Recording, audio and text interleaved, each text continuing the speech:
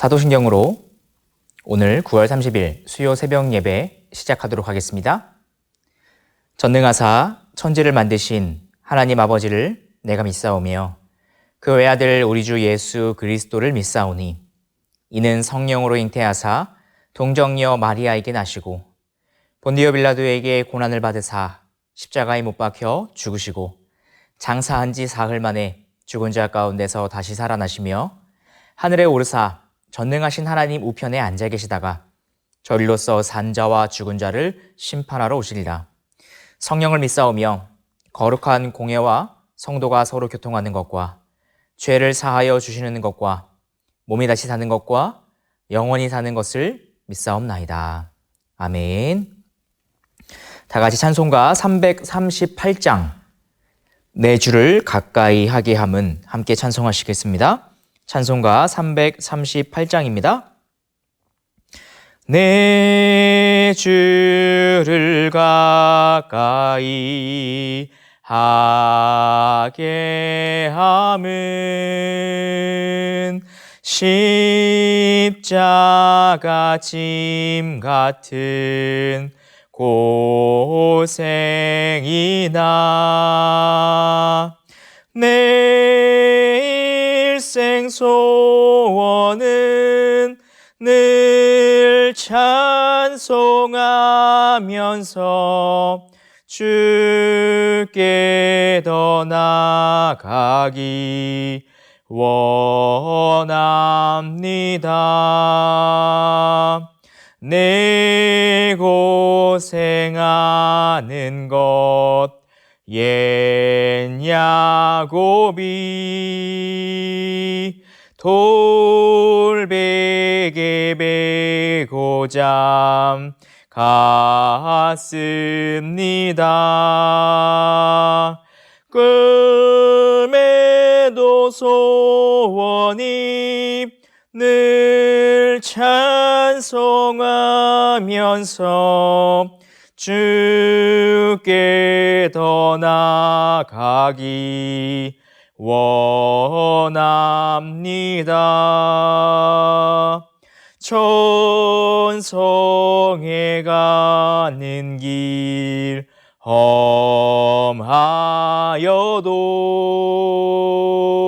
생명길 되나니 은혜로다. 천사 날 부르니 늘 찬송하면서 주께 더 나아가기 원합니다. 야곱이 잠 깨어 일어난 후 돌담을 쌓은 것 본받아서 숨질 때 되도록 늘 찬송하면서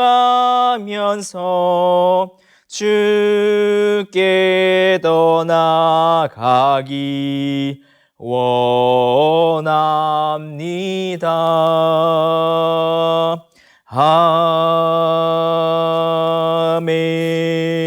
아멘. 우리 이어서 한 장 더 찬송하시겠습니다. 찬송가 491장 저 높은 곳을 향하여 함께 찬송하시겠습니다. 491장입니다. 저 높은 곳을 향하여 날마다 나아갑니다. 내 뜻과 정성 모아서 날마다 기도합니다. 내 주여 내 맘 붙드사 그곳에 있게 하소서.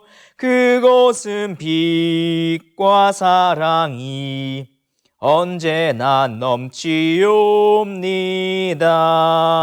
괴로움과 죄가 있는 곳 나 비록 여기 살아도 빛나고 높은 저곳을 날마다 바라봅니다. 내 주여 내 맘 붙드사 그곳에 있게 하소서. 그곳은 빛과 사랑이 언제나 넘치옵니다.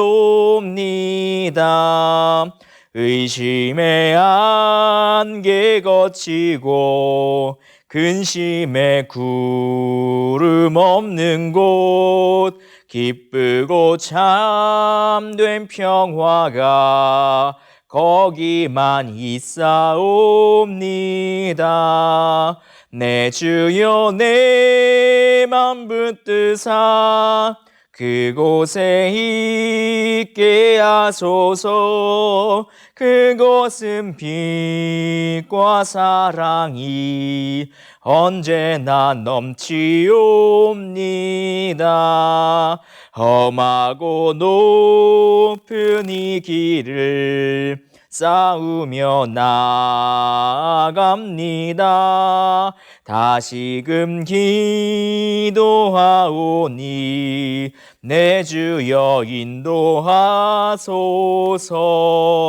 내 주여 내 맘 붙드사 그곳에 있게 하소서.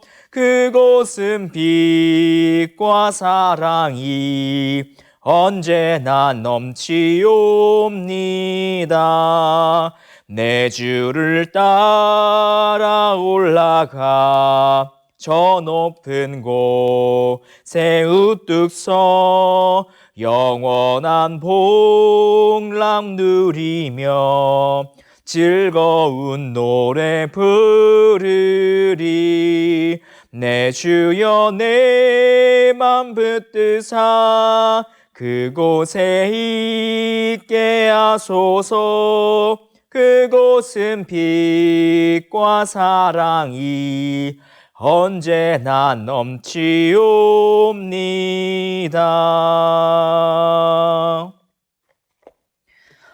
우리 시간 함께 나눌 하나님 말씀 보도록 하겠습니다. 오늘 함께 나눌 하나님 말씀은 고린도후서 4장 1절부터 18절까지 말씀입니다. 고린도후서 4장 1절부터 4장 마지막 절인 18절까지 말씀 함께 읽고 나누도록 하겠습니다. 그러므로 우리가 이 직분을 받아 긍휼하심을 입은 대로 낙심하지 아니하고 이에 숨은 부끄러움의 일을 버리고 속임으로 행하지 아니하며 하나님의 말씀을 혼잡하게 하지 아니하고 오직 진리를 나타내므로 하나님 앞에서 각 사람의 양심에 대하여 스스로 추천하노라. 만일 우리의 복음이 가리었으면 망하는 자들에게 가리어진 것이라. 그 중에 이 세상의 신이 믿지 아니하는 자들의 마음을 혼미하게 하여 그리스도의 영광의 복음의 광채가 비치지 못하게 함이니 그리스도는 하나님의 형상이니라. 우리는 우리를 전파하는 것이 아니라 오직 그리스도 예수의 주 되신 것과 또 예수를 위하여 우리가 너희의 종된 것을 전파함이라. 어두운 데에 빛이 빛이라 말씀하셨던 그 하나님께서 예수 그리스도의 얼굴에 있는 하나님의 영광을 아는 빛을 우리 마음에 비추셨느니라. 우리가 이 보배를 질그릇에 가졌으니 이는 심히 큰 능력은 하나님께 있고 우리에게 있지 아니함을 알게 하려 함이라. 우리가 사방으로 우겨쌈을 당하여도 쌓이지 아니하며 답답한 일을 당하여도 낙심하지 아니하며 박해를 받아도 버림받지 아니하며 거꾸러뜨림을 당하여도 망하지 아니하고 우리가 항상 예수의 죽음을 몸에 짊어짐은 예수의 생명이 또한 우리 몸에 나타나게 하려 함이라. 우리 살아있는 자가 항상 예수를 위하여 죽음에 넘겨짐은 예수의 생명이 또한 우리 죽을 육체에 나타나게 하려 함이라. 그런즉 사망은 우리 안에서 역사하고 생명은 너희 안에서 역사하느니라. 기록된 바 내가 믿었으므로 말하였다 한 것 같이 우리가 같은 믿음의 마음을 가졌으니 우리도 믿었으므로 또한 말하노라. 주 예수를 다시 살리시니가 예수와 함께 우리도 다시 살리사 너희와 함께 그 앞에 서게 하실 줄을 아노라. 이는 모든 것이 너희를 위함이니 많은 사람의 감사로 말미암아 은혜가 더하여 넘쳐서 하나님께 영광을 돌리게 하려 함이라. 그러므로 우리가 낙심하지 아니하노니 우리의 겉사람은 낡아지나 우리의 속사람은 날로 새로워지도다. 우리가 잠시 받는 환난에 경한 것이 지극히 크고 영원한 영광에 중한 것을 우리에게 이루게 함이니 우리가 주목하는 것은 보이는 것이 아니요 보이지 않는 것이니 보이는 것은 잠깐이요 보이지 않는 것은 영원함이니라. 아멘. 사도행전의 기록에 따르면 이 고린도 교회는 바울의 제2차 선교 여행 때에 세워졌습니다. 바울은 고린도 교회를 설립한 후에 그곳에서 18개월을 지내며 목회 사역을 했습니다. 그리고 그 후에 어느 정도 기반이 다져졌다고 생각했던 것인지 바울은 그 고린도 교회를 떠나 선교 사역의 거점이었던 안디옥 교회로 돌아갔습니다. 그리고는 서둘러 재정비를 한 후에 3차 선교 여행을 떠났고 이번에는 에베소 교회를 설립하여 그곳에서 3년 동안 목회했습니다. 당시 이 고린도 교회의 구성원은 굉장히 다양했습니다. 그래서인지 바울이 떠난 후에 내부적으로 상당히 많은 그리고 심각한 문제들이 발생했습니다. 이러한 문제들에 대해 고린도 교회와 바울은 편지를 주고받았고 그중 하나님의 섭리에 따라 한 편지가 고린도전서라는 이름으로 성경에 포함되었습니다. 하지만 이러한 편지들에 의해 고린도 교회의 문제들이 해결된 것은 아니었습니다.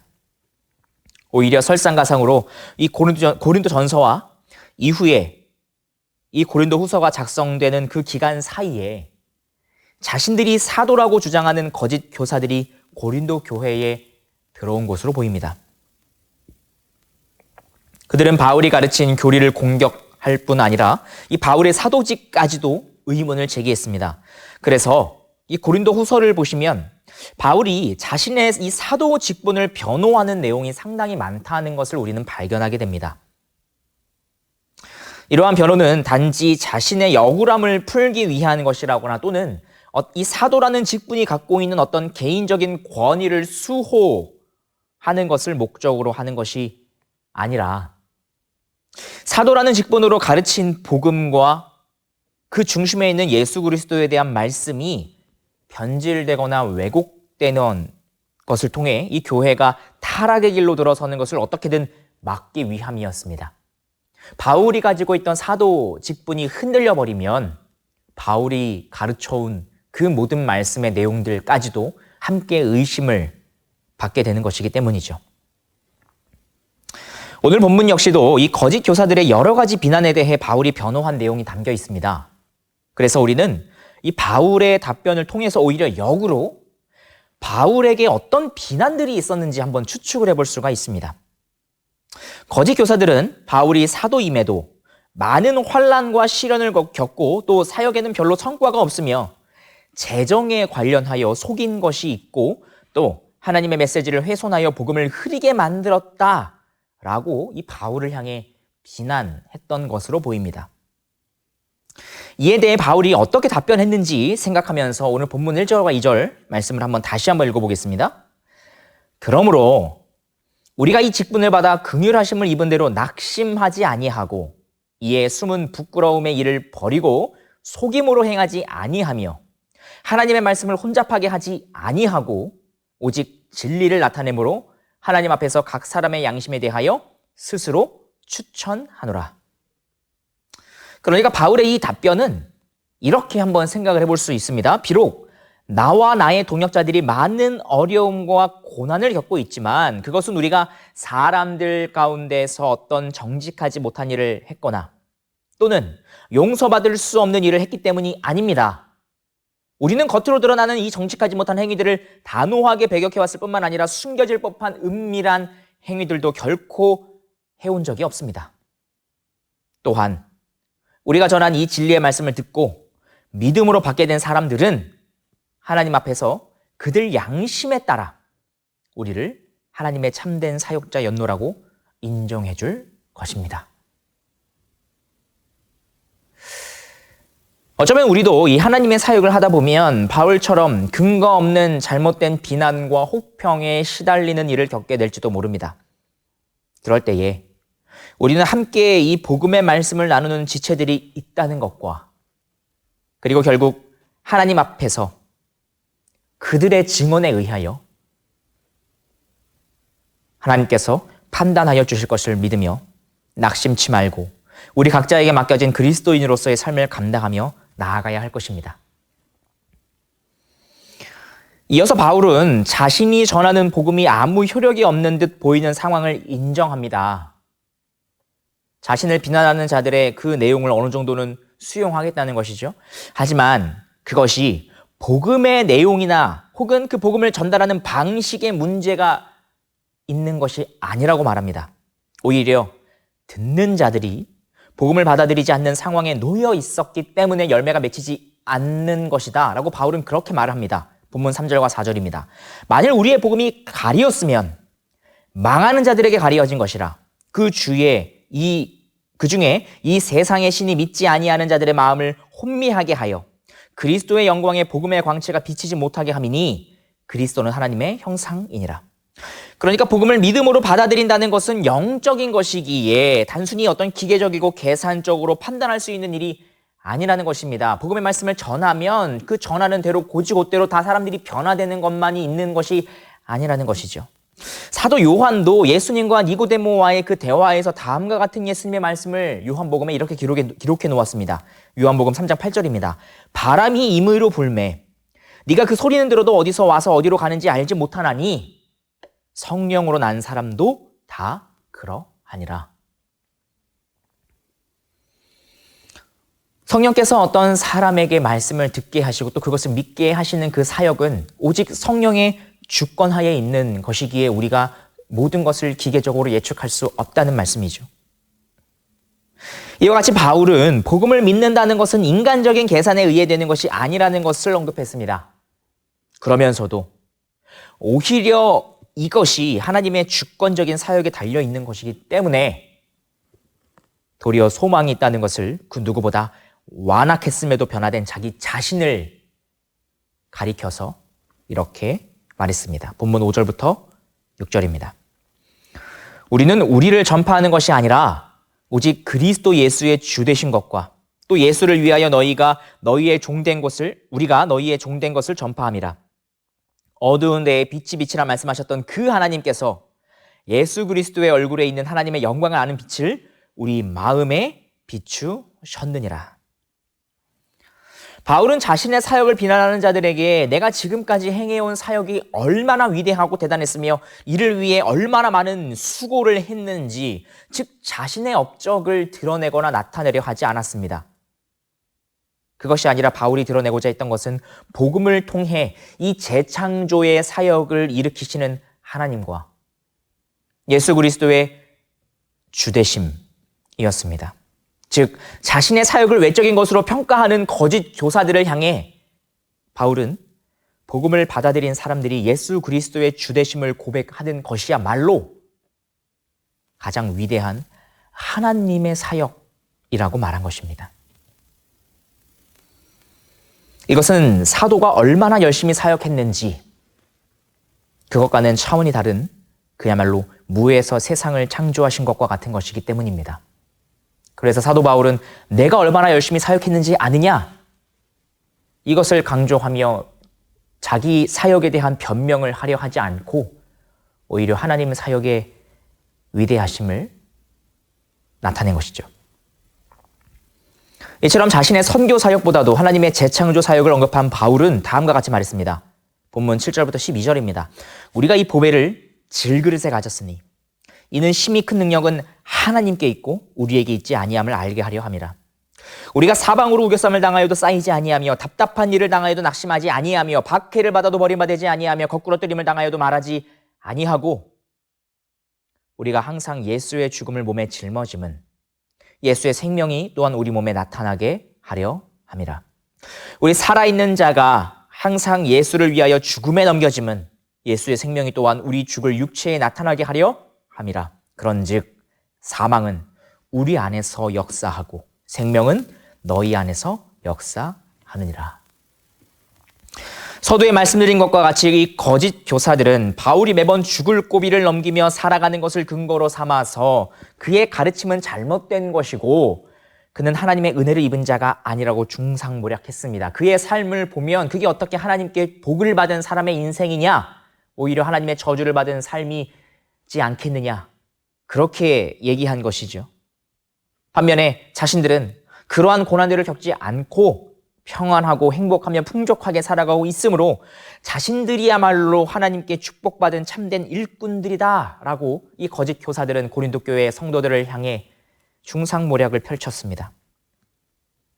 바울은 이들의 이러한 잘못된 주장에 대해서 예수 그리스도의 죽음으로부터 비롯된 새로운 생명의 탄생을 가리켰습니다. 예수 그리스도의 그 죽음으로 인해 믿음으로 말미암아 영원한 그 생명을 받은 자들이 있는 것과 같이 사도의 직분을 받은 이 바울과 그 동역자들의 복음을 위한 고난으로 인해 영원한 생명을 받아 누리는 성도들이 고린도 교회 안에 있기 때문입니다. 그러니까 바울은 거짓 교사들이 계속해서 얘기하는 이 땅에서 누리는 일시적인 평안을 넘어서 영원한 생명으로 성도들의 시선을 돌리고자 했습니다. 이 땅에서의 유한한 관점을 넘어 영혼의 관점에서 보면 무엇이 참되고 거짓인지 분별되기 때문입니다. 그래서 바울은 다음과 같은 결론을 내립니다. 본문 16절부터 18절 말씀입니다. 그러므로 우리가 낙심하지 아니하노니 우리의 겉사람은 낡아지나 우리의 속사람은 날로 새로워지도다. 우리가 잠시 받는 환난에 경한 것이 지극히 크고 영원한 영광에 중한 것을 우리에게 이루게 함이니 우리가 주목하는 것은 보이는 것이 아니요 보이지 않는 것이니 보이는 것은 잠깐이요 보이지 않는 것은 영원함이라. 아멘. 사랑하는 성도 여러분, 우리가 이 땅에서 겪게 되는 많은 일들을 단순히 좋은 일과 나쁜 일에 따라 하나님의 저주와 축복으로 판단할 수 없습니다.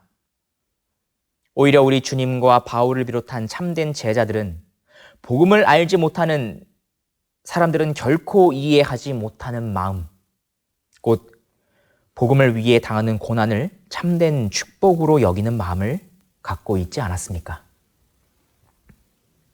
이 모든 것은 오늘 본문 마지막에 기록된 바울의 고백을 이해할 뿐만 아니라 그것을 참된 진실이요 현실로 믿을 때에만 가능하게 됩니다. 우리가 주목하는 것은 보이는 것이 아니요 보이지 않는 것입니다. 왜냐하면 보이는 것은 잠깐이요 보이지 않는 것은 영원하기 때문입니다. 이것이 우리가 진리로부터 얻어야 할 세상과 영혼을 바라보는 참된 관점입니다.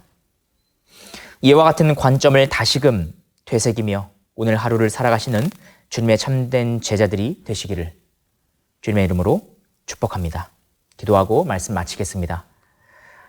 지금도 살아계셔서 주님께서 우리에게 말씀하여 주신 그 복음의 말씀을 따라 일하고 역사하시는 하나님 아버지, 때때로 우리는 이 땅의 유한한 것에 우리의 시선이 머물러 있어서 우리 앞에 놓인 일들이 잘 풀리고 우리의 상황과 우리의 소유가 넉넉해지면 그것이야말로 하나님께 축복받은 것이라고 단정 짓는 것에 너무 섣부른 것 같습니다. 물론 그것도 때에 따라 주님께서 주시는 축복이라 할 수 있을 것입니다. 그러나 오히려 우리가 주님과 또한 주님의 참된 제자들, 구약과 신약을 막론하고 또한 성경에 기록된 그 시대 이후의 모든 역사 가운데 주님의 참된 제자들의 삶을 보고 있노라면 오히려 주님의 말씀을 따라 살다가 어려움을 당하는 경우도 우리는 보게 됩니다. 그런데 놀라운 것은 그 참된 제자들은 오히려 그것이야말로 주님께서 주시는 참된 복이라고 고백했다는 것입니다. 우리의 겉사람은 낡아지나 우리의 속사람은 날로 새로워집니다. 우리가 주목하는 것은 보이는 것이 아니라 보이지 않는 것입니다. 왜냐하면 보이는 것은 잠깐이지만 보이지 않는 것은 영원하기 때문입니다. 하나님 아버지, 우리가 언제나 이것을 기억하면서 참으로 우리가 그 영원한 것을 바라보는 관점으로 오늘 우리의 하루의 삶을 바라보고 또한 그 안에서 우리가 행동하며 선택해 나갈 수 있도록 주여 도와주시옵소서. 감사드리며 우리 구주 예수 그리스도 이름으로 기도합니다. 아멘. 하늘에 계신 우리 아버지여, 이름이 거룩히 여김을 받으시오며 나라의 임하옵시며 뜻이 하늘에서 이룬 것 같이 땅에서도 이루어지이다. 오늘날 우리에게 일용할 양식을 주옵시고 우리가 우리에게 죄 지은 자를 사하여 준 것 같이 우리의 죄를 사하여 주옵시고 우리를 시험에 들게 하지 마옵시고 다만 악에서 구하옵소서. 대개 나라와 권세와 영광이 아버지께 영원히 있사옵나이다. 아멘. 우리 시간 몇 가지 공동기도 제목 함께 나누신 이후에 각자 가지고 계신 개인기도 제목 가지고 함께 기도하는 시간 갖도록 하겠습니다. 먼저 오늘 함께 나눈 이 말씀 붙잡고 기도함으로 나아가길 간절히 소망합니다. 주님, 언제나 우리가 이 부활이 있을 것과 아버지 하나님, 그저 그 부활이 단순히 모든 사람에게 동일하게 심판전에 있을 부활 정도가 아니라 주의 백성들이 얻게 되는 부활은 그 가운데 지금 이미 그리스도께서 입고 계신 영광스러운 부활의 몸이 동일하게 우리에게 덧입혀지는 것임을 기억하게 하여 주시옵소서.